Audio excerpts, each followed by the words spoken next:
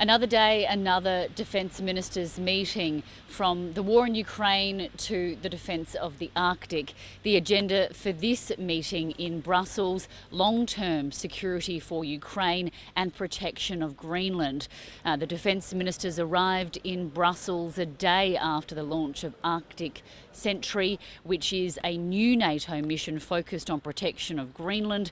If you look at the optics here, this was very much to show that NATO is doing something to protect the Arctic island. It comes in the wake of those comments from US President Donald Trump that the alliance simply isn't doing enough, and his threats to buy or acquire the island, and also as he shifts his focus away from European security. Sweden pledged more fighter jets for the mission, and collectively the alliance promised another $50 billion in aid for Ukraine.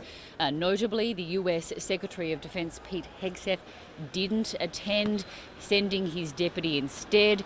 This comes after the US Secretary of State Marco Rubio, also a no-show at a foreign ministers meeting in December, leading many to suggest that this is yet another indication that America is shifting its focus away from European defence. A 3.0 NATO that's based a partnership rather than dependency, and really a return to what NATO was originally intended for. I'm absolutely confident that that flow of vital US equipment into Ukraine will continue to go. So the big takeaway from today: Europe is pledging an enormous amount of money for Ukraine, as America not necessarily abandons the alliance, but certainly pulls away as it demands that Europe take charge of its own security.